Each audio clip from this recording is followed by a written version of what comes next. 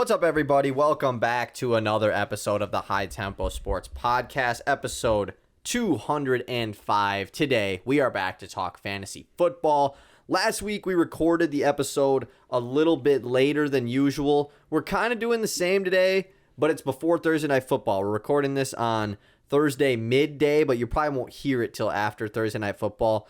So we've decided we're just not going to talk about Thursday Night Football because, like, for the integrity of the pod. Yeah, like, it's just pointless because, like, we don't know what's going to happen and the people listening know what happened already. Yeah. So, but everything other than that, we are going to hop right into the rest of the week. So, how you guys doing today, first of all? Doing good. Good. I know you said you're having a really bad day. No, but, I'm not. But other than that, you're doing good? Yeah. Ready for a happy week of fantasy? Yep. Ivan, you know, and was the king 4-0 in our highly competitive fantasy league, and somebody had to take him down. Correct. And it was me. I defeated Ivan, and I feel very happy about that. I had a really good week in fantasy all around. But how did your guys' week 5 go? Other than like that, obviously. I lost in every league. Ooh. That's like the first time I think any of us have had that happen. I only have 2 leagues. Okay, yeah. I lost in both of them and team leagues, so. That's a bad week. Yeah, I'm just going to stop including the team league. So, like, in the leagues I care about, I split. Yeah. So. I am including the team league because I'm 4-1 in it, so. Yeah, I am too. I include it every. I think I went 5 out of 6. I think I went 5-1 this week, which was like my best week so far. So, but yeah, we're heading into week 6 where bye weeks are really starting to take a toll. They're not as bad this week. Who is on bye this week? Actually, I didn't even. It's like Pittsburgh, Green Bay. Is it just those two? No, there's more. Pittsburgh, Green Bay. Because last week more. we had like Cleveland and Seattle, Tampa, and LA. Let's see week 6 buys in the NFL. Okay, it is just Green Bay and Pittsburgh. So they played against each other this week. Or no, they didn't even play against each other. I don't even know why I'm saying that. But yeah, let's hop into, first of all, our boom bust results from week 5. In week 4, I went 4 for 4. So we'll see if someone can top it. Can't happen this week, though. Seth got 2 out of 4. Pretty solid outing for you. You had Breece Hall boom. He had a huge game. And then you had Brandon Ayuk bust, hit by about half a point. So that was huge. And then Joe Burrow bust did not hit. Michael Pittman Jr. bust did not hit. So you're up to 5 on the season. Yep. You'll absolutely take that. Ivan, 3 out of 4 this week. I think that was your best week so far. You had Breece Hall boom, just like Seth. You had Devontae Adams bust, which clearly hit. And you had Garrett Wilson bust, which hit by plenty as well. So Jalen Waddle boom was close. He had a point over his projection. So you're up to 7 on the season now, which is first. I'll just spoil it. I only got 1 out of 4 this week. Miles Sanders bust was the easiest pick of all time. But then I had Devontae Smith boom. He got like 14 points less than his projection. Alvin Kamara bust did not hit, and Cooper Kupp boom was kind of close, about 3 points over his projection, but not quite 5. So I'm at 6 on the season. So it's really close right now, 7, 6, and 5. I don't know about you guys, but at least for this week's boom bust, really struggled to like figure out who to pick. Yeah, there are some tough ones, but I found a couple diamonds in the rough. Oh, did you? Okay, Yeah. okay. Well, today we're going to be doing something a little bit different. We're obviously going to go over the injury report, but we figured the waiver ad it's just kind of late to talk about that, and we can get into it with these injuries as well. And then we're going to do 3 players to buy and 3 players to sell at this point because it's trade season. You know, if you're 1 and 4, you got to make moves. If you're anybody, you got to make moves. And then also we had some listeners send in some trades for us to review and go over, so we're excited to do that. And then obviously we will do our boom bust for week 6. So first things first, we got to hop into the injuries. Potentially biggest injury of the year. Nick Chubb probably was the biggest injury, but Justin Jefferson, first overall pick in most fantasy leagues, is put on the IR with a hamstring injury. What does this mean if you have Jets? What does this mean if you have Jordan Addison? Like, how impactful is this all around? This is a tough one to talk about. It definitely depends on what record you're looking at, you know. If you have Justin Jefferson and you're not sitting at 4-1 or 5-0, this could be pretty scary for you because you're treading some rough waters here on.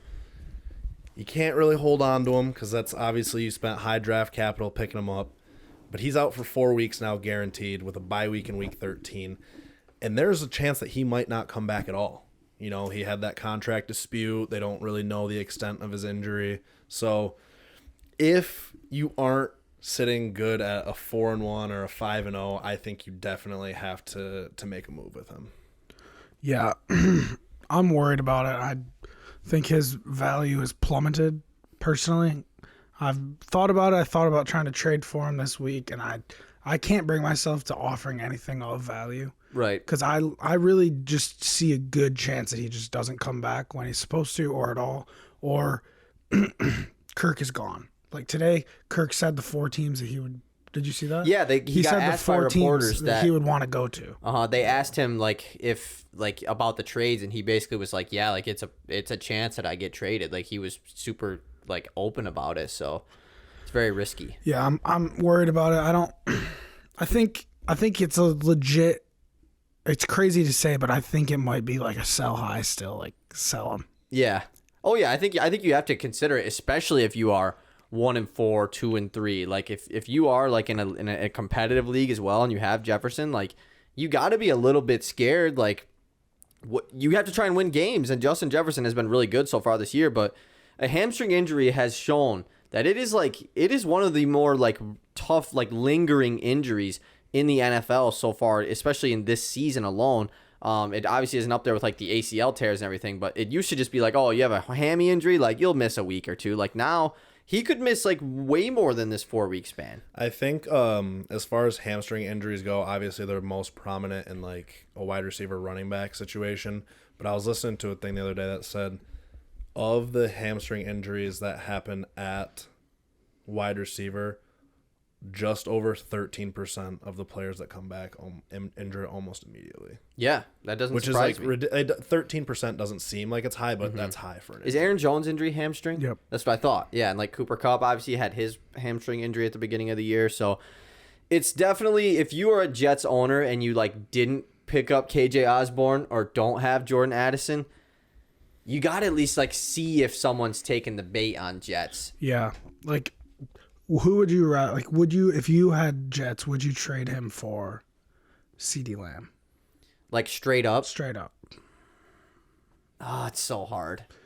And maybe if you could get another piece. It doesn't have to be somebody great. Yeah, to me, I just think you have to do it. I've offered Cade trades for Jets, and I've gone back and forth. I wanted to trade for Jets, and then today I was I can't trade for Jets. It's so not worth it. And then he texts me again and wants to trade me back for him, and I don't want to do it anymore. I have Debo. Right. Debo for Jets. You think I should do that, but I don't know. What if Jets doesn't play the rest of the year? I think any top 10 wide receiver that's healthy right now, I would trade Jets for. Yeah. Just to have them for 4 weeks, because the thing is I just think those guys in 4 weeks are still going to be valuable if they're healthy, that you're trading for, and then you can go and make another trade to get them back if you really want them back, and it's just a risk thing to me. It definitely is a risk thing. So on the opposite end of the spectrum, I'm going to ask you, because you're 4-1 in our league and you have a lot of key pieces. If you're 4-1 though, do you buy what approach Jets? do you take to trading for Jets? Obviously you're 4-1 for a reason, but you can't give up 2 starters for him. I mean, that we still have a lot of fantasy football to play, and not having wide receiver 1 on your team, I mean, that could be detrimental. Yeah. I think if you are 4-1 and you want to buy low on Jets, or at least just not buy low, but just trade for Jets. If you're trading a guy that has a bye week in these next 4 weeks away, I think that is huge. If the guy you're moving for Jets has a bye during his IR miss, that is huge. And also if you just have depth on your bench, I think that obviously is very important. If you think you can go 2-2 without Jets, then you're good going forward. But you got to remember he got that week 13 bye, so it's that's the latest bye week. There's no week 14 buys, is there? I don't believe so. I think week 13 is the final week, so which is really late into the season, obviously. So there's one more piece I want to add on Jets go ahead. too. So I had Jets last year. He carried me the whole season until the championship, and they played the Packers. Yeah. Once again, week 17, they play the Packers. If I had Jets and I was in the championship against the Packers after last year, I would be so scared. Right. And that's just one little thing that, in my mind, like his value goes down a little, just because I actually like I don't think he's gonna have a great game against the Packers. Yeah, and that's the most important week of the year. Like, so that to me is like an important thing. And it's kind of a testament also to like if you're 4-1, I think you're just looking more at not players like they're how good they are, but like maybe their matchups in the playoffs. If you're already guaranteed in the playoffs, and you see a guy like Derrick Henry and he's been pretty crappy, but like he has probably the best matchups in the playoffs. So like I think setting yourself up with guys that have like good chances to be really good if you already think you're guaranteed going to make the playoffs is smarter than trading for a hurt dude. That there's just a lot worse chance if you trade for a hurt guy compared to just looking at like strength of schedule. And you're 4-1 already for a reason, you know. But I think that's a great point. Like if you are, we are starting to get to the point in the season where like if you're 4-1 or you're 5-0, like you obviously have a pretty good chance of making the playoffs, especially if your team is pretty good and you haven't just like gotten lucky. So you do have to start looking at bigger picture, at playoff matchups, at when do I have guys on bye? When do I play the other best team in the league? Like, let me make sure I set up a good matchup for that week and everything. So it's definitely getting to the lot more strategic part, especially now that bye weeks are coming into play. So what does this mean though for KJ Osborne / Jordan Addison? Because KJ Osborne was a guy that was available like in most 10-man leagues, 12 and 14. He probably was rostered, I would guess.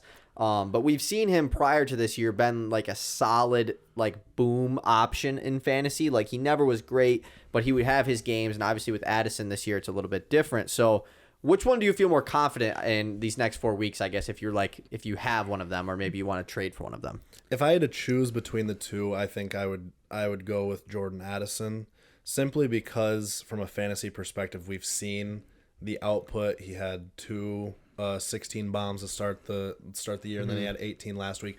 The biggest concern for Jordan Addison throughout the whole year was there's no volume to back up the points that he's putting up. He's getting 4 targets. He's getting 3 catches and a 70-yard touchdown.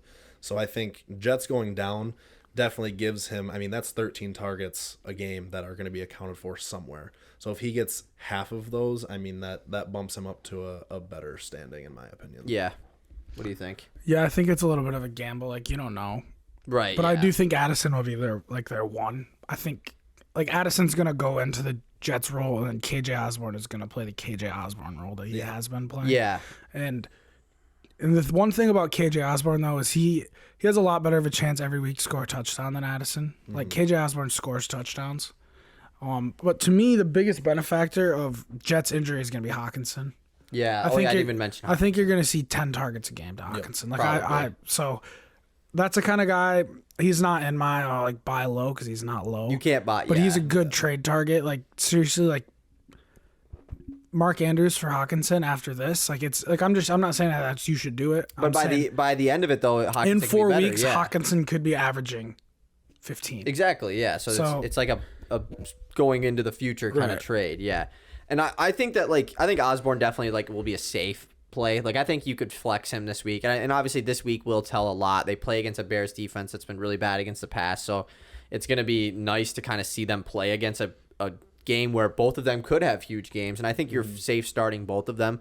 I didn't include Addison in the buy sell thing, but I think Jordan Addison could be a sell high kind of guy. Like especially if it's a Jefferson owner, you can convince him that hey, Addison's about to go crazy, which he could go crazy, but you are kind of taking the risk that hey, maybe they're just going to lean on Osborne a little bit because he's been there for some years, and Addison still could have a couple 5 balls with a 20 piece potentially. So I think the big thing too, going back to the Jefferson, if you should trade him or not if you have him, is just how good are the Vikings going to do these next 4 weeks? If they come out of this 2-6 over these next 4 weeks, that's when Kirk Cousins could get moved by the Week 9 trade deadline. You kind of mentioned this though, and I just looked it up. You mentioned this a few episodes ago. The Vikings schedule is pretty chill. They do play the 49ers in 2 weeks, but other than that, they have Bears, Packers, Falcons, Saints, Broncos, Bears again, Raiders. They have a pretty easy schedule, so I don't think they're punting the season quite yet.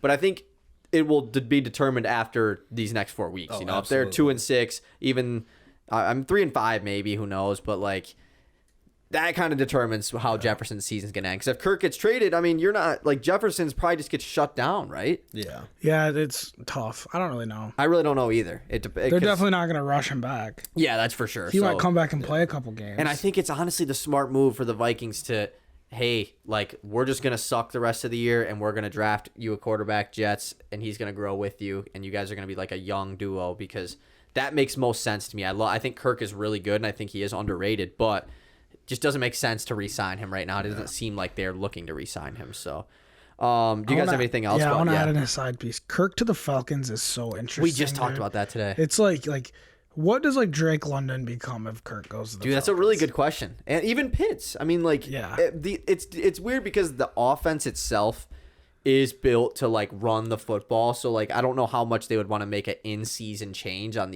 how the offense is run. But it's Kirk Cousins. Like, Kirk Cousins is a part of high-powered passing offenses his whole career. Yeah. So it would be really interesting. I want Kirk to get traded strictly because we've never really seen a starting QB get traded mid-season and then just, like, walk into a new system. And it's like, all right, now you have to figure it out, like, right now. Like, that doesn't really happen. So I would actually love to see that. And I think the Falcons would actually be, like, a true threat if they did acquire Kirk Cousins. So do you think, like, Van Jefferson would turn into Justin Jefferson? Maybe that's why they did it. Maybe that's why they traded for him. That'd be hilarious. Okay, let's move on to another big injury, another guy heading to the IR. Breakout rookie running back Devon Achane, number 3 ranked RB in fantasy football right now, PPR leagues, is on the IR with a knee injury that kind of came out of nowhere. Like, he got hurt in the game Sunday, but I don't know if I think he came back into the game. Yeah, I don't think it was like a crazy play on the field. And then we just found out on like Tuesday, like, hey, he might be hurt. And then boom, he's on the IR, which is really unfortunate. So if you have Devon Achane, what do you do? If you have Raheem Mostert, what do you do? If you have Jeff Wilson Jr., what do you do? What is this whole situation right now with Achane? To me, so the first thing I want to throw in is Mike McDaniel was asked like a few weeks ago about Jeff Wilson and like with how good Achane is, like, is he gonna like just like not play? And he said like he doesn't believe in if you get hurt you lose your spot. Right. I do remember Jeff Wilson's gonna get playing time. So if you add that in, like, I think so. To me, you gotta just throw Achane on the IR or trade him, but like, I think it's just more valuable just to stash and hold and like see what happens. Just because like he could be the guy that comes in and is just the same guy in 4 or 5 weeks or 6 weeks or 7 weeks, and then he wins you all of the playoffs because he's having 40-point games. And the Dolphins are gonna have a winning schedule. He might be the guy that they throw in garbage time. Yeah. Like I think there's a lot of value there, and I think Jeff Wilson is a good waiver ad. Obviously, we're past that. Yeah. Well, you said with like the whole Mike McDaniel saying he doesn't believe losing your spot because of injury, that applies to Jeff Wilson, and now it applies to Achane because I mean he's gonna come back. He's already like kind of proven himself in this offense. He's an explosive runner. He catches passes, but I think what this does is, I think you stash Achane unless you obviously can trade him to a team that is obviously going to make the playoffs and you need to win now. Mostert, in my opinion, for the next 2 weeks at least, becomes an absolute start. And then what Jeff Wilson's role kind of becomes in the next couple weeks, you can obviously make that decision with him. But you obviously add him and just wait on it. Yeah, I think that like you just hang on to Achane because like this is a lot different than Justin Jefferson because Jets was the first overall pick. You know, like so if that means if Jets gets hurt, your team probably sucks. You know, like it's that simple. Where Devon Achane was an 11th round pick. So like if you have him, or he was even a waiver ad in most leagues because he didn't do anything for the first few games. So it's not like you're like Achane could be on a good team, he could be on a bad team. It's really circumstantial. But I think that he's going to come, like this offense is just so high powered that he might have the weeks when he comes back where he gets 6. Like it is possible, but I think it's more likely that he has 26. Like it's just, he is such an explosive player and this offense is built for that. So I think that you just got to wait it out with Achane. It sucks because he just kind of started to become like a reliable starter. Like it wasn't like a 1 week wonder kind of thing. So I think you just have to hang on to him unless someone is just giving you like an unrealistic offer that you have to try and win these next 4 weeks for. Anything else with Achane? Is that basically it? That's all I got. Yeah. Okay, another IR injury to another running back. James Conner has been pretty solid so far this year, but he is put on IR as well with, I couldn't even figure out the injury. I didn't look it up too hard, so sorry. But he's on the IR. What do you do if you have James Conner? Is Amari DiMercado the pickup? Is Keontae Ingram the pickup? Is any of them the pickup? What is the move with James Conner? So I think you can kind of approach this with the way that you ended our Achane talk. If James Conner's on your team, there's a good chance that it's not like someone that you just traded a ton of players to get or a lot of capital. You didn't draft him in the first round. He's just one of those players that you're like, oh, 7th round? Sure. Yeah. And then he just worked out really well for you. So I think it's you stash him. I don't see either of the replacements, being worthy of starting. Right. You can pick up the one that you feel the most comfortable with. But even then, there's still some questions on who's going to get that role. Yeah, definitely. Yeah, I just agree. I think they should both be picked up. Yeah, because there's a good chance that one of them just plays better than the other. I don't know if they want to go split backfield. We really don't know until we see them play a game. So I think that if you have them too, maybe I tried leveraging DiMercado to Trey because he had Connor.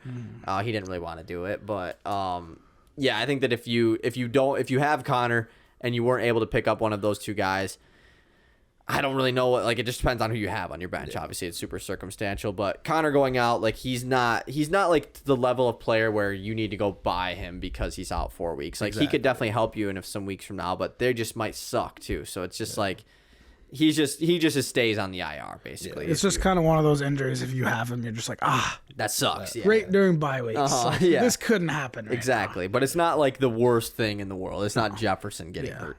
And then lastly, the big IR injury, Anthony Richardson, who has just been super good this year as a rookie, especially in fantasy, goes on the IR with a shoulder injury. However, Gardner Minshew has just been winning them games.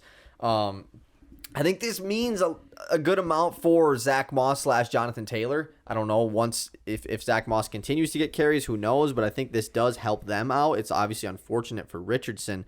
But Michael Pittman Jr., I was kind of just going to mention him, it seemed like he low-key had more of a connection with Anthony Richardson than with Gardner Minshew. And obviously they like to run the football more with Minshew in there. So I don't really know what you do if you had Richardson. You don't have a good backup because the waiver QB wire is just really random right now. I picked up Stroud last week and he was, and I already dropped him. So, but as far as the other Colts players go, I think this does affect them a good amount. Yeah, I think like you said, it takes out a part of their offense that seemed to be one of the only things kind of going right for them.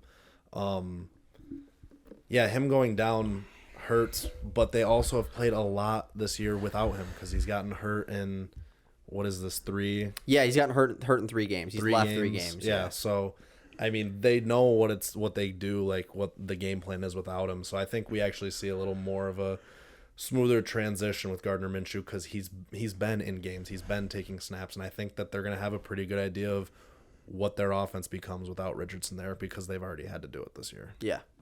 Anything else to add? No. Okay. Do we have any other injuries? Khalil Herbert has an injury. That's not that big of a deal. Amon-Ra Gibbs, hopefully both of them come back this week, but if not, start Josh Reynolds. I think that's basically it. So I think we can hop into our 3 players to buy and 3 players to sell, and then we'll do our trade reactions. So, how do you guys want to do this? You want to just name all 3 buys, name all 3 sells, or go back and forth? We can do how we did with boom bust. Week. No, yeah. Yeah, just go back and forth. Okay, so basically, like I said, we're getting to the point where trades need to be made, especially if your team is bad. So how should you approach these? How do we think that guys are going to go the next 12 weeks compared to how they have the first 5 weeks? We'll find out. So Seth, let's start it off with you. Give me a player that you want to buy right now. Right now, I would say buy CeeDee Lamb. He's averaging 14 points a game, but he's still commanding a crazy target share. The only quarter that he isn't demanding around 30% is in the fourth quarter, and it's usually because they're blowing teams out. Or getting blown out. Yeah, that's a good point. So we haven't seen like a close game where they need to rely on their offense to score a touchdown or move down the field for a field goal. And I think CeeDee Lamb is definitely worth more than 14 points a game. So if you can find a CeeDee Lamb owner who's pretty down on him, you should go get him. Who's the next buy for you, Ivan? Or your first buy, I mean. My first buy is Jonathan Taylor. Oh, okay. That's a good one. Yeah, I think it's just pretty obvious. If it's either you think he's going to be a top 10 running back or you don't. I do. And I think this is the cheapest I think you'll be able to buy a top 10 running back all year. Definitely, especially because he could just go out this week and have a huge game and like become RB1 again. And it's like, oh crap, like now you can't trade for him, obviously. So I like that pick. I have another Dallas Cowboy here. Buy Tony Pollard. I think that Tony Pollard is still going to, like, I think we all had him ranked in the top 5 for like rest of season rankings.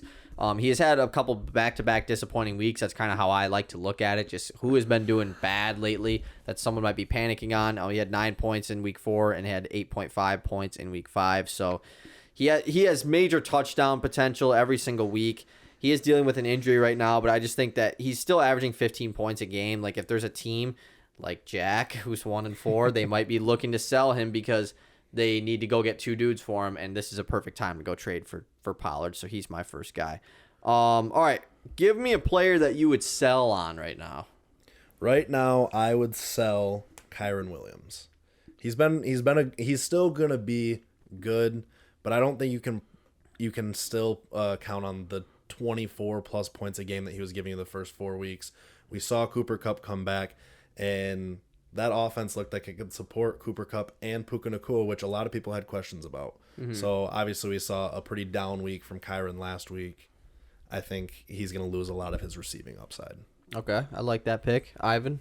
My first sell is Kenneth Walker. Okay. I just think the touchdowns have come his way a lot, just like Seth said with K9.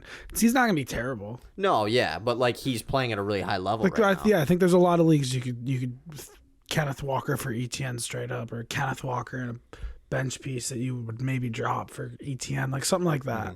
I'd like, you know what I mean? Yeah. I just think the drop off's going to be coming. Yeah, I definitely think that's possible. My first sell player is another LA Ram. Puka Nacua, I still think you should sell. Strictly because his first week with Cooper Kupp back, he still had a big game, and that's very encouraging. I'm not saying that he's going to fall off. I think that Puka Nacua is definitely still like flex wide receiver 2 play, probably for the rest of the season.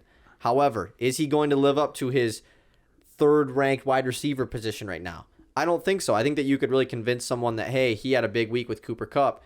Cooper Kupp is still going to be like he had 19.8 points. There's a good chance that that's the lowest number he puts up for the next X amount of weeks. Like that was his very first week back. They're still trying to ease him in. So I think that you could try and sell Puka Nacua right now, potentially to someone who wants to buy him. I think it's the best time to also. Yeah, it's because totally he scored a time. touchdown last week. Exactly. And I'll tell you right now, dude, the whole fantasy community, his first 6-point game, because it's coming. I don't know what week, but he will have 5. One of them, dude, it's going to be like panic everywhere. They're like, dude, you got like he fell off. He fell off. He's done. And then he'll have like 18 the next week. Yeah, but this is when you can trade him because everybody thinks right now like he's going to be fine all year. Mm-hmm. And it's with Cooper Kupp there, like there will be games where he just has 6. Like, and it might not even be Kupp. It's just I'm not the one anymore. And Tyler Higbee's here. Tyler Higbee scored a touchdown. Has 9 targets. Yeah. Kyren Williams scores 2 touchdowns. Like Tutu Atwell got a touchdown last week. Like there's a lot of mouths that are getting fed on. I mean, like if Puka doesn't have his touchdown last week, he has 14 points. You know, so it's like still solid. Yeah. The one thing though is they did just trade Van Jefferson. Yeah, which they are committing to having him as their wide receiver too, which is definitely encouraging. Yeah, but I still think now is the best time to sell. I agree, 100%. For sure. All right, Seth, give me another player that you're buying right now. Right now, I think we've been kind of tooting this horn for the last 2 weeks, but Breece Hall, and he had his first game at RB1 last week, and he went crazy. They've got a tough couple of games coming up, so you might be able to go get him for a little bit lower, but then after that, it's like a full go. He's got the big play potential. I mean, he's going to be good for absolute dog. Yeah. And you bought him at the absolute lowest a couple weeks ago. Yeah. That would have been, if we would have done this a couple weeks ago, that he for sure would have been on the buy list. All right, Ivan, give me another guy that you're buying right now. Devonta Smith. You already have him. How are you going to buy him? I think it's pretty simple. I mean, he did the same thing last year. He has really good weeks, has really bad weeks.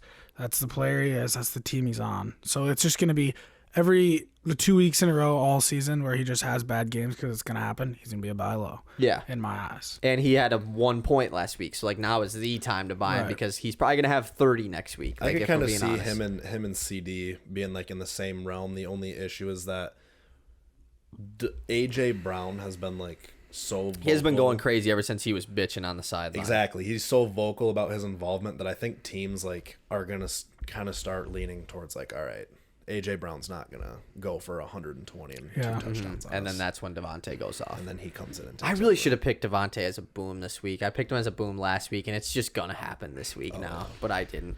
Okay, another guy that I'm buying right now, Chris Olave. Chris Olave has had a couple bad weeks in a row now. He is only averaging 12.6 on the year after his really hot start to the year.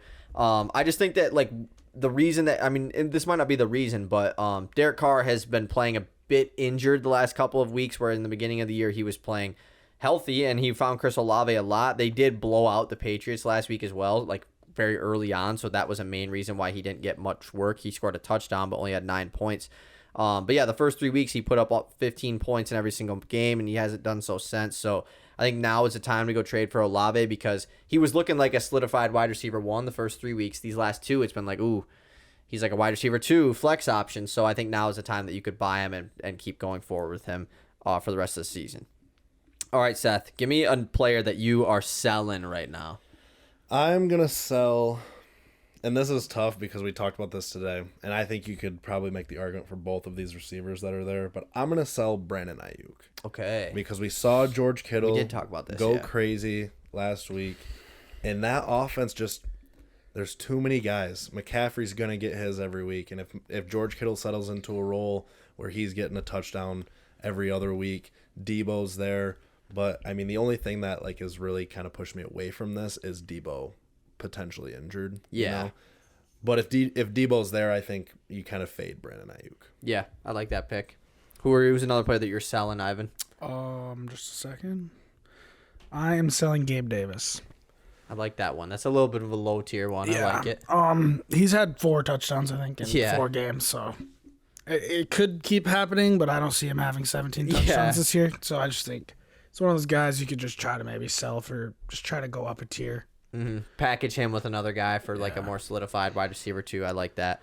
Okay, another guy that I'm selling right now, Raheem Mostert. I'm selling right now, but like I think you should keep him for this specific game and then sell him because he's gonna go crazy against Carolina. They've just been super bad against the run. We saw what the Lions did to them last week, and I think that he's gonna have a huge game. So unless you for some reason think he's gonna be bad this week, I just think that now is the time to sell Mostert because people like to a team maybe that is desperate to add a running back for these next couple weeks. Yes, he's probably going to be pretty good, but with Jeff Wilson Jr. coming back, I think he's, especially with Achane being hurt, they're going to incorporate Jeff Wilson. Achane's going to come back at some point, and then there's going to be a 3-back committee that I feel like Achane is the leader of. We saw the last 2 weeks with Mostert, like when Achane got the full load, Mostert is quite touchdown or bust like at this point. So I think that now is a good time to sell Mostert, but maybe you play him against Carolina, then you sell him because he's probably going to have like a 25 piece, so then you can get rid of him. But yeah, I think that he's averaging 21 points per game in fantasy right now, so now's the time to do it. All right, your last player that you are buying, Seth. My last buy is going to be Michael Pittman. Okay, and I think you can get this done simply because you could convince the Michael Pittman owner, especially if they're in a dark spot right now, with Richardson going down, you don't know how this offense is going to work. They're going to try to run the ball more. I could see that pitch where I think it's the complete opposite, like you said. Pittman and Minshew kind of looked like they had a little connection going on, and I think he's still going to be solid for you this year. Yeah, I think he definitely is going to be, and hopefully him and Minshew can get it going over these next 4 weeks. Who is the last player that you are buying, Ivan? Chris Olave for every reason you said. Yeah, I think that Olave is a major buy. Yeah, I think he's probably the number one. Just because I can see him slipping down tiers fast on that kind of an offense. Yeah. But I still think he's a top 10 dog. And he's going to be going for not that huge of a price right now. I mean, he just had like 9 points on 2 catches with a touchdown. So, yeah, I think that he's definitely a major buy threat. Okay, my last one is a homer pick.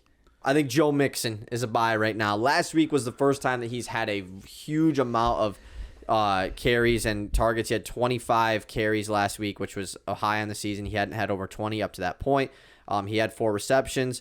So I think that, and this offense in general has like started to, it looked good last week. Joe Burrow looked good.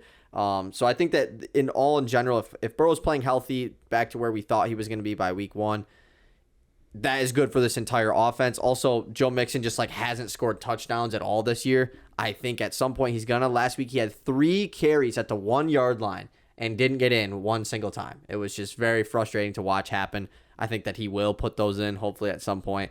And he's a pretty buy low guy. I mean, he hasn't been that good this year. So I told this to Seth the other day, which I thought was funny, but Joe Mixon has half a point more on the season than Alexander Madison. No one would really guess that, I think. I feel like it seems like Mixon's on a whole nother tier than Madison, but so far they're the same. So I think you definitely could buy low on Mixon right now, and he could be your RB2 for the rest of the season.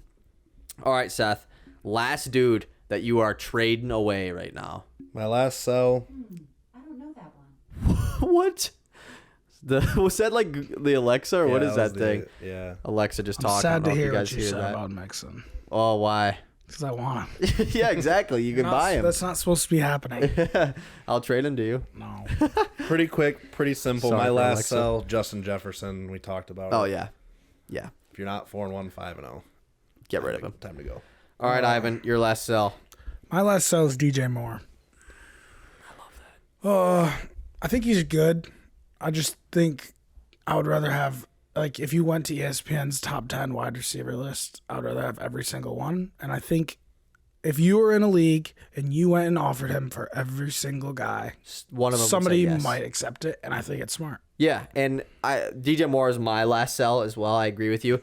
It's just like Mostert, though. I think you play him this week against Minnesota because he's gone crazy the last 2 weeks, and I think he does go crazy again this week, and then you move him. But either way, I think I mean, just based off of the week he had last week, he's gonna be good. Like, I think he's gonna be a good player, but is he gonna be the wide receiver 1 on your fantasy team? No, like he's just not. So I think he's the wide receiver 4 right now. if you could go trade him for AJ Brown, if you go trade him for, like, we'd trade him for CeeDee Lamb straight up. Yes. I think I would too. I mean, I'm gonna take it to the point. I would trade. Like, him. let me think about it your way. If you're CeeDee Lamb, and would you trade him for DJ Moore straight up? No. Exactly. So, I would trade DJ Moore for Olave.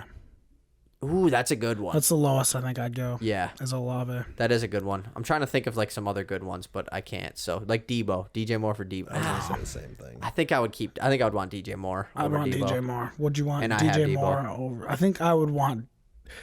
I think Would you say DK? I was gonna say Devonta Smith. I think I would take DJ Moore. I think I would too, but I just think in 2 weeks we're gonna be saying the opposite. You're right. That is But a possibility. what about Waddle?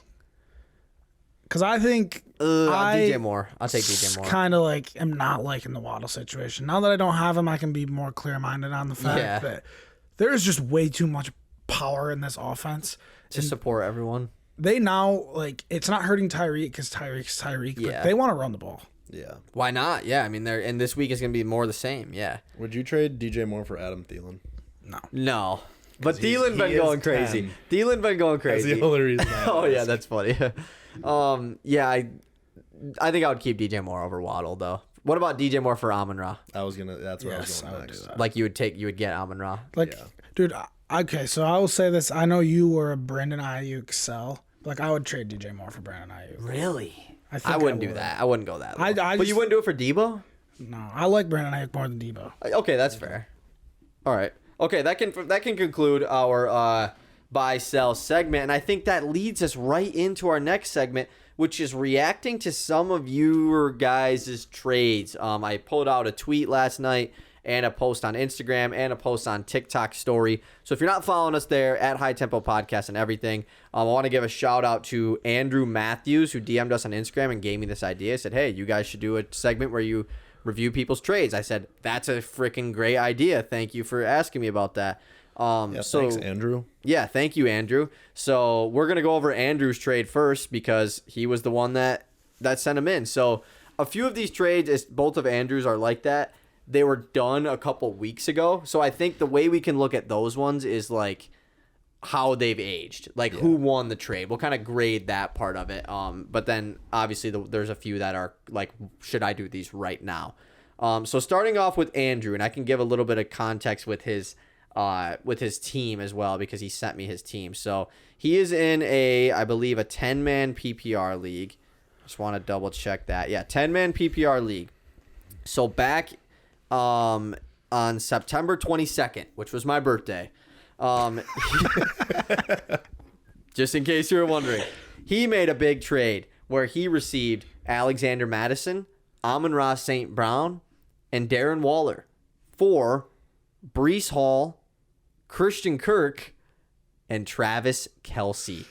Flip it. Sorry, I got those wrong. He got Breece Hall, Travis Kelce, and Christian Kirk. Okay. He I was got gonna those say. 3 for Madison, Amon-Ra, Darren Waller. That's a dub right now. That is a That's a- dub and that's a half. dub. That's an A+, I think. I thought you used the other dude. I was Yeah, like, no, sorry, I just, man. I Rip just this guy realized. Yeah, apart he live. finessed his boy Peter Wiley. He totally Dude, finessed Peter. You got fleeced, my man. In the time, because it was on September 22nd, so that would have been like week 3, I think. Breece Hall was panic button Breece Yep. Hall. Like, oh my God, they just don't want to give him the ball. But obviously things have changed. Trading Travis Kelce is never. I think if you draft Travis Kelce, he needs to be on your team the whole season. Yeah. Because his value is so different than everyone else. It's so hard to Yeah. judge how to value Travis Kelce. The Travis Kelce thing to me is Christian McCaffrey is the best player to have in fantasy.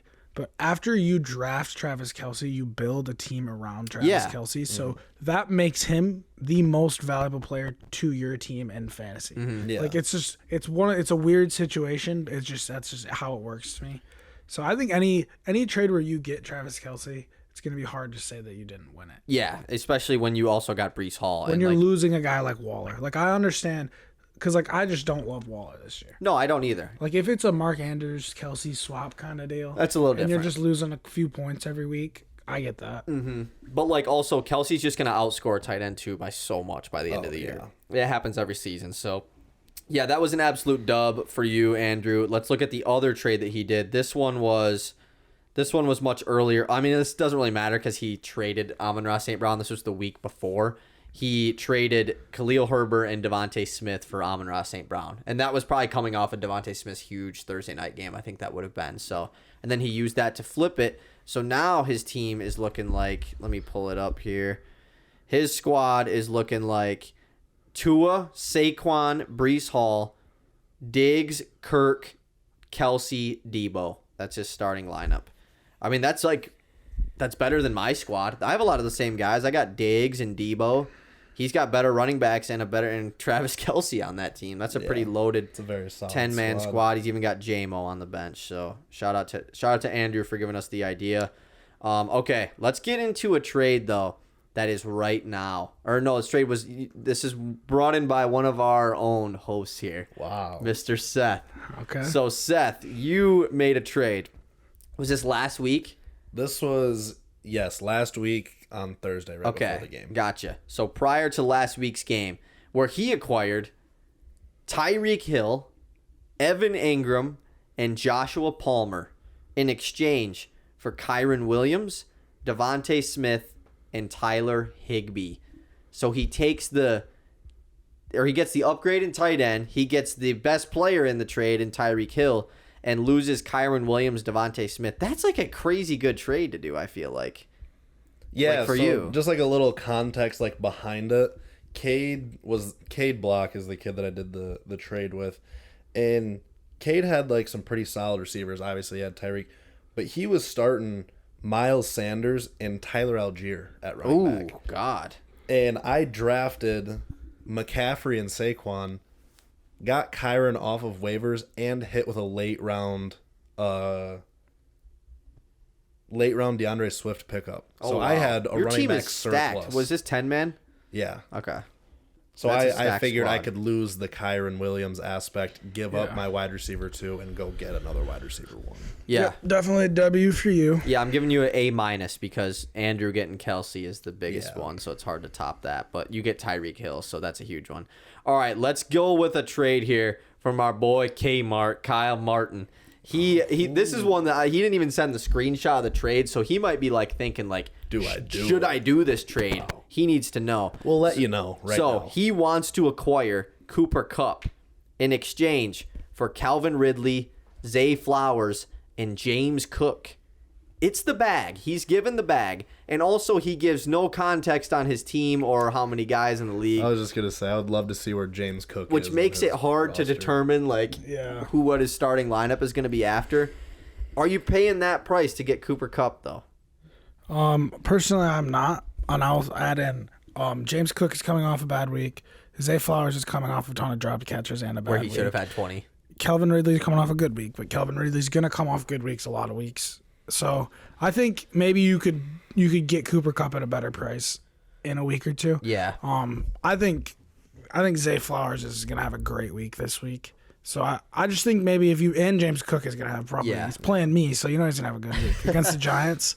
I don't know. I think I would probably hold off on that. I think you could just do it without James Cook. If you just offer Ridley. No, I mean they wouldn't do that. The person that's Kupp wouldn't do it. Here's what I think, and this is just based off of what I would perceive your team as being.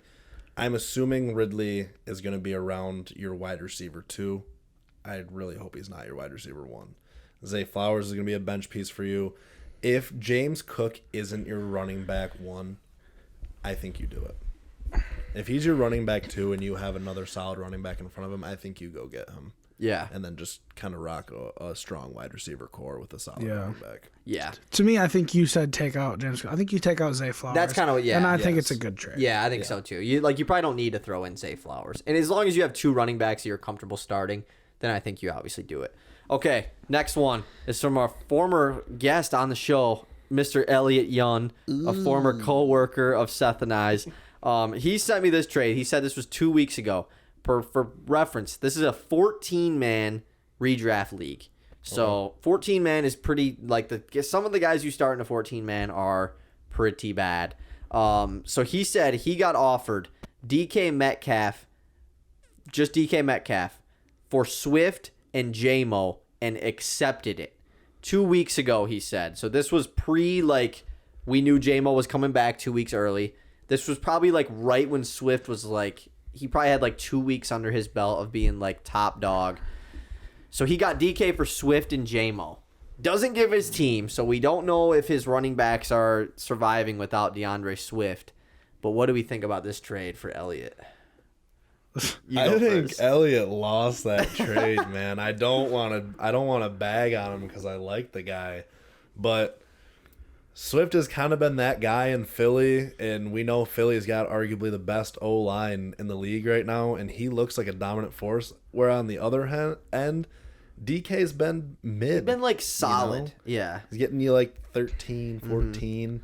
And then like you said, J-Mo's came back early, so in a 14-man, I could see J-Mo. He'd be in there, he's mixing it up. That's the thing that separates it. I think it's at this point it's not a great trade for him just because of how Swift has turned out to be. Yeah. But the thing that I think that hurts the most is in a 14-man league, a top 8 running back is so valuable because now we're talking about somebody starting the 28th best running back. Exactly. Yeah. Possibly somebody starting the 32nd or 35th in a flex position. Jeff Wilson Jr. could be starting. Exactly. So it's just so tough to lose, especially because there's a lot of I don't know if it's PPR or not, but there's a lot of guys like Josh Downs, you know what I mean? Yeah, that could be a starter. Any given week, Josh Downs could go out and just outscore DK Metcalf. Yeah, that's a really good point. I have Josh Downs on my bench too. Yeah, and there's not many running backs that can just consistently outscore Swift at this point. That's the only reason why I think this is probably an L, because in a 14-man league, the running backs are so slim pickings, and I would just assume that Swift was either his RB1 or 2. Probably his RB2. I would assume he had a better RB1 if he did this trade.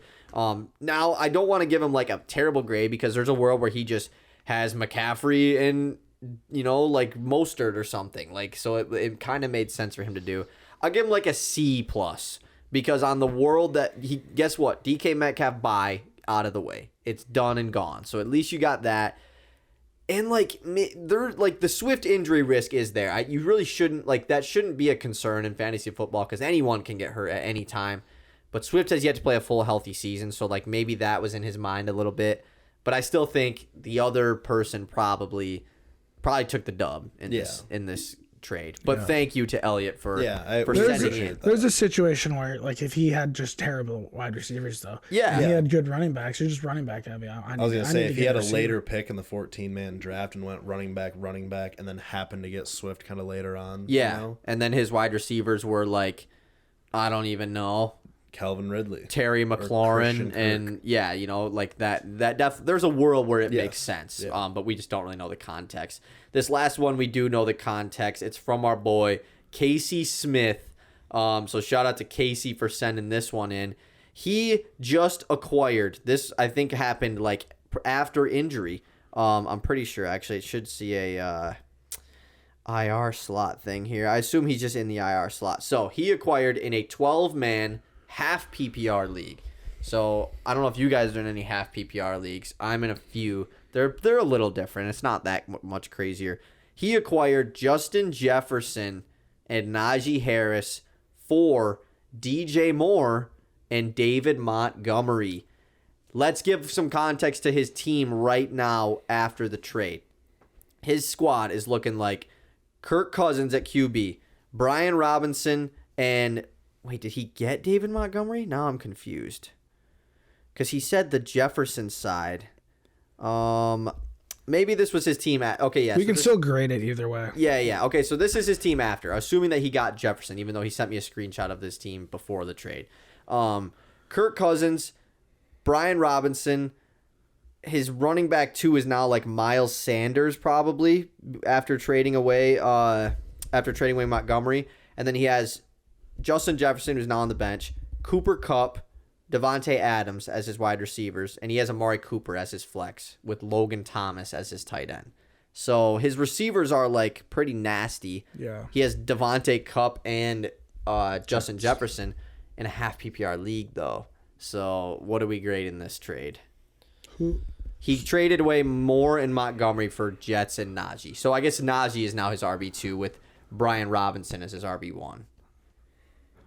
Yeah, I think it's just if you're in a good position and you're trying to win and I would love to see his record. Yeah. It's one of those trades. Like if you want Jets, this is kind of probably the kind of price you have to pay in a lot of leagues. Mm-hmm. Personally, I am I'm a Montgomery guy. Like he's gonna if he stays healthy, So which I hope he reliable. does. He's getting 25 carries a game, and he has Yeah. the red zone on a top 5 offense in the NFL. Mm-hmm. Yep. I think you could see a McCaffrey type streak star here with the touchdowns every game. Yeah. Like I don't see how he doesn't score a touchdown every single game. He already has. Yeah, he's scored one every game so far this year that he's played in. Yeah, I'm in the same boat as Ivan. I think Montgomery is one of the few that you can pretty much rely on every week right now, especially because now we have buys, injuries, and running back has been a weird position this year. Montgomery is one of those dudes you can count on. So Yeah. It's tough, especially in a half PPR, because Montgomery's a guy that's like kind of a monster in a half PPR league because he'll still get you a couple catches, but he's getting so much work on the ground and he's scoring touchdowns. So the touchdown guys become really important in half PPR and no PPR leagues. So yeah, I think that it's not like a bad trade. Like I think having the 3-headed monster in 4 weeks of Devontae Kupp and Jets is like pretty nuts.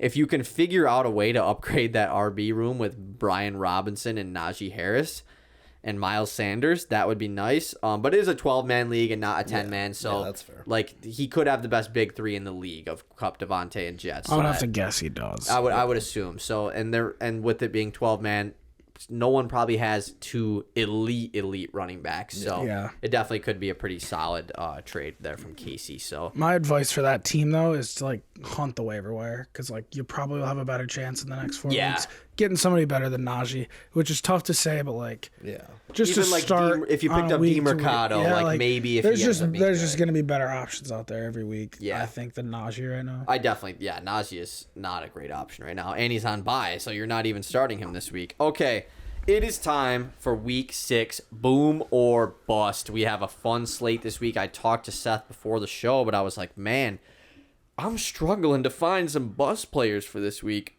I ended up finding some, but we're going to start with you, Seth. Give me your first boom or bust Week 6. I've got a pretty easy boom. This is your boy, Jared Goff. Lowballed at 13.9 points against Tampa Bay. There's no way. 13.9 is crazy. For a QB1, come on now. And he's just he's been running in. He has 2 rushing touchdowns in the last 2 he's games. averaging like 19. Like, he's not great, but like 13.9 is pretty absurd. And he's playing in Florida. Exactly. In the hot heat. And he's a California boy. Exactly. Like, you get him out in the sun, Ooh. whew, he's going crazy. All right, Ivan, give me your first boom and or bust of the week. I'm thinking about switching over and riding with Seth, dude. You can. Yeah, that's totally legal. It's so tough. Can I tell you my situation? Yeah, sure. I have Matthew Stafford as a boom. He's Okay. projected 16.9. Oh, I'm not by the mic. No, you're good. Sorry. He's projected 16.9. The golf thing is way juicier, but I'm not going to be that guy. I'll take Stafford. Okay. Boom, 16.9. So we got a couple of Detroit legendary QBs booming this week. I love. Who are the Rams playing again? Cardinals. Okay, yeah, that's a boom all day. I like that pick. All right, my first boom pick. I think you might have the same guy because you kind of talked about him a little bit earlier that you think he's gonna have a big week. And guess what? So do I. Zay Flowers is booming this week, baby. 13.6 projection. Last week he had 11 targets, only had 5 catches. He had 3 drops, and I think they like he should have had like 4 or 5 drops. Like, he had some bad ones, and a couple of them were on deep balls that could have been tutties. Like, I've been preaching to Seth all year. Zay Flowers has been so consistent. He's gotten like 12 points in every game this year. He gets high targets, like 7 to 8 every game. He just hasn't scored a touchdown. And with the way his play style is, like, he's such a fast player. He is so due to have a 120 with 2 touchdowns type of game. I don't know if that's quite the week, but I think that this is the week where he finally gets over the hump of scoring 13 points and gets to, 19 this week. And I am going to start him in our league this week. I love the floor for PPR. Like, 13 as the floor, dude, is so nice. And he's gotten it every week, basically. So, like, he's due to get a touchdown. He hasn't scored a touchdown yet this year. So, I'm definitely booming Zay Flowers this week. All right, Seth, give me your next boom/bust. I'm going to go boom again. I'm going to get them both out of the way. And this one's going to be a funny one, and I hope it hits. Oh, wow. I've got the 49ers defense booming against Cleveland. They're projected 6.8 points. They're easily getting over that. Dude, like, come on now. I love that pick. That's a good one, dude. We haven't seen I had it. to dig deep for This that is the one. first defensive pick in the boom or bust. Deshaun Watson is still questionable, even coming off of bye, and they said that PJ Walker is going to be the starter if he doesn't go, and PJ Walker's fresh to the squad off the Bears practice squad. So, yeah, that definitely could be an absolute boom this week. 11.8. Yeah, I mean, we be seeing defenses put up like 20 all the time. Exactly. So I love the defense pick. I think that's awesome. All right, Ivan, give me a boom/bust. I'm going to just do my other boom then, too. It's CeeDee Lamb against the Chargers. It's going to be a high-scoring one. He's projected 15.3. I think it's a little low. That is a little bit low, especially against the Chargers, too. I see a think 20-piece or CD against the Chargers. Monday Night Football, too. like That's a big one. All right, I guess I'll get my other boom out of the way as well, since you guys did. Oh, I forgot that I debated between these two. Oh, that sucks. Okay, I'm going to do it. I'm going to go with the Justin Fields boom this week. He's projected 20.2 against Minnesota. He's put up like 30 in the last 2 weeks. And I think against Minnesota, like, really expect this game. Like, the Bears offense has come alive, as much as I hate to say it. This is going to be a high-scoring game. This is going to be like a 40-38 type of game. Yeah. And I think that Fields is going to run like he has been lately, and he's going to throw He's thrown 7 touchdown passes in the last 2 games. Like, he's starting to throw touchdowns. So I think Fields boom this week. I think he can get 25.2 against a really, really bad Minnesota defense. All right, Seth, first bust of the week. All right. I'm going to go with DeAndre Hopkins. Okay. Projected 14.8 points going up against a stingy Baltimore defense. It's really stingy, you know? Yeah. There's a good rivalry there. Like, Exactly. they got into a fight on the field about, like, kicking their cleats into the logo. Plus, I hate Ryan Tannehill. That's a really good Yeah. point. Yeah, I also hate Ryan Tannehill. Okay, Ivan, who's your first bust of the week? My first bust of the week is going to be A.J. Brown. He's projected 16.4. Yeah, he's playing against Sauce Gardner. Oh, that's a really good point. I like the locked up. top dog busts. I think those are always like, because even though he's not like, he doesn't have an absurd projection, like at 16.4, but like it's a risk you got to take, and I like that you're doing it. All right, Seth, 5. Or wait, no, I need was to gonna say, give you just- mine. Yeah. Okay, so last week I'm just gonna tell you guys right now I'm not doing this because last week I felt cheap picking the Miles Sanders bust. It felt cheap. Who's starting Miles Sanders? Exactly, yeah. And so this week Rashad big White move. is projected 12 against the Lions, and I wrote him down, and then I'm sitting here and thinking about it. I'm like, dude, that's cheap. No one's starting Rashad White. I can't pick a guy like that to bust. I can pick a starter, or I mean a bench guy to boom. No one's starting Rashad White unless your name's Jared. I was gonna say someone start Rashad White. So I'm not gonna pick. And he has a 12 projection, so I'm not gonna pick him, even though he will bust against the Lions. And I don't know, dude. picking RB bust against the Lions is money every week. Yeah, but we're gonna mop him, and he's gonna catch 8 balls. That's a good point. That could happen. Or he could pull a Miles Sanders when they got mopped, and he could just fumble, and then they take him out and put in Chuba Hubbard the whole That game. could happen. But I'm going to go with a bust pick that smashed last week from you. Brandon Ayuk bust again this week against the Cleveland Browns. He's got a 14.5 projection. I understand that last week we were like, Dallas has this good defense. Like, it's going to be tougher. That was kind of the reasoning for the Brandon Ayuk thing, was like, it's going to be a lot of Kittle. It's going to be a lot of McCaffrey. That's not going to be Ayuk. Well, last week it was like the complete opposite of that, but it still just ended up not being Ayuk. Yeah. And I think that this week could actually be that with the Cleveland defense. I am actually more confident in Cleveland's defense to get to the quarterback, to get to Brock Purdy, and I think that's just going to be him delivering the ball to McCaffrey a lot more. So I'm going to go with Brandon Ayuk back-to-back weeks. 9.5 is not a lot to get for Ayuk, but I'm kind of hoping that Debo can just go crazy. So, all right, last bust pick for you, Seth. You said you love the big dog busts. Well, I'm going to go Josh Jacobs, projected 18.2, going up against New England. That's a bust. Okay, yeah, that New England defense is is it actually good? No one knows. No one knows. He's got 30 balled by Derek Carr, so Yeah. I don't know, but it's Belichick, so you can't count him out. Exactly. I like that pick. All right, Ivan, your final bust pick of the week. Gabe Davis. Okay. Projected 11.6. I think he hits this if he doesn't score a touchdown, because I don't see them being throwing the ball a ton down the field. Also, maybe red zone shots, but I really think James Cook's gonna have a good game. We've been playing against him. I think Latavius Murray is probably gonna get in the end zone. Probably. It's gonna be just gonna be a run game. I almost picked James Cook. Boom. I was, especially coming off of the week that he just had. He's projected 14 or something, so I definitely thought about it, but I didn't go with it. For my last bust pick, I'm still kind of debating. I have 2 guys to pick between here, and they're both pretty star-studded RBs.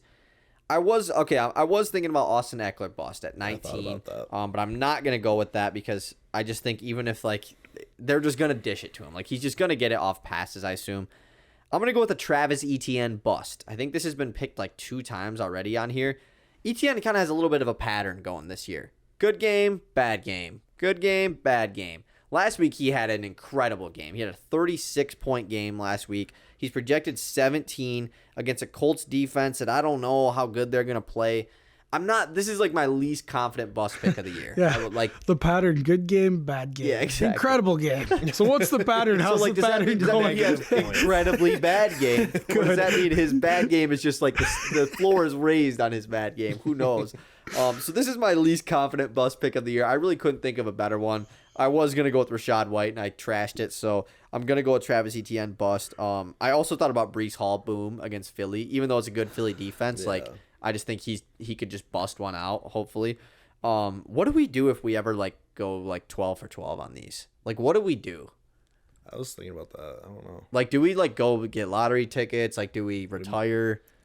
I really don't know. Might have to do both. Yeah. Win the lottery and then retire. Yeah, because we are It's gonna have to be a little 1-2 punch to pull it off. But yeah, we can try. It could be this week. We'll see. So next week I have a little request because Ivan and I were talking about this on the ride home from the pod last week. You want to add up our group guesses and see what our percentage is as a group on what we're hitting and what we're not. Oh hitting. yeah, that's a good idea. Yeah, because obviously we know Ivan's in the lead, then you, and me. Right. Yeah. As a group, I want to know what our accuracy. Yeah. I mean, is. I could just try and think about it right now. We have 18 on the year. We have had 5 weeks, 4 picks per week per guy. So that's 12 times 5, which is 60. So 18 divided by 60 is a little bit less than a 33% rate. So around a 30% rate. It is 30 exactly. Yeah, that's quick maths right there. 30% rate really like is not bad. No. I think the goal would be like 45 maybe. 'Cause I think 50 is hard. I think 50 is 50 is hard. almost impossible. It really is. I think 40 is a good goal. But we also haven't had the hottest start to the year. Like I think we're going to continue. We're heating to up right improve. now. That's if you think true. We are about it. heating up. What did you? Didn't you go 0-4? I went 0-4. So, like, that's hosing us. Like, Yeah. Yeah, like we can't be doing that, man. You went 0-4 last week too. Yeah. So like, yeah, but I mean, just us three this week. I think we had our best week all around. You had 2, you had 3, I had 1. So we hit what's that? 6 out of 12. We hit 50% this week. Like if we can continue to do that on a week to week basis, and then like as long as one person hits 3, I think we're safe. Like I want you guys to hit him. This isn't really like a competition. Like No, I I want us agree. all to do good. I Did you want hit us to 50 be a last week with your 4 for 4? We probably definitely did, just because I think Seth went 0 for 4 though. Yeah, I definitely. And I might have only hit 1. I think I only hit 1. Oh no, Seth went 1 for 4. So we did go 50% last week too. Back to back weeks at 50%, man. I like the plus. I think we're gonna get over 50 this week. We're working our way up. Yeah, hopefully this week we can all get 2 or 3 out of 4 and knock this thing out. That'd be huge. All right, that's gonna be it, guys. Thank you for listening. And good luck in your fantasy matchups this week. We have another London game this week, so wake up early on Sunday. Enjoy the day of football, and peace.